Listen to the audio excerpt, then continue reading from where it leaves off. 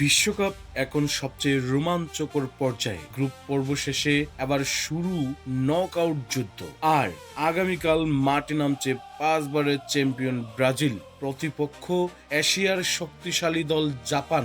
এর প্রশ্ন একটাই, ব্রাজিল কি সহজেই জিতবে নাকি জাপান এবারও বড় চমক দেখাবে? ব্রাজিল এই ম্যাচে নামছে ফেভারিট হিসেবে। আক্রমণ ভাগে তারকাদের উপস্থিতি এবং অভিজ্ঞতার কারণে তাদের উপরই থাকবে সবার নজর। অন্যদিকে জাপান গত কয়েক বছরে বিশ্ব ফুটবলে নিজেদের শক্ত অবস্থান তৈরি করেছে। দ্রুত গতির আক্রমণ, শৃঙ্খলাপূর্ণ রক্ষণ এবং দলগত খেলাই তাদের সবচেয়ে বড় শক্তি। নকআউট ম্যাচ হওয়ায় এখানে কোনো দ্বিতীয় সুযোগ নেই। যে দল হারবে তাদের বিশ্বকাপ যাত্রা সেখানেই শেষ।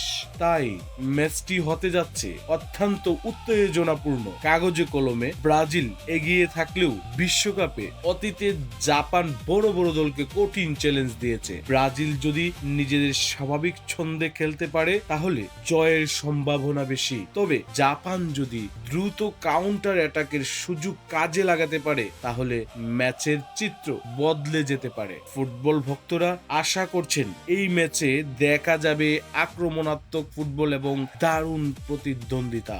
আপনার মতে এই ম্যাচটি কে জিতবে, ব্রাজিল নাকি জাপান? আপনার স্কোর প্রেডিকশন কমেন্টে লিখে যান। আর বিশ্বকাপের সর্বশেষ খবর পেতে আমাদের স্পোর্টস বাংলা 24 চ্যানেলটি লাইক, কমেন্ট এবং সাবস্ক্রাইব করতে ভুলবেন না। ধন্যবাদ।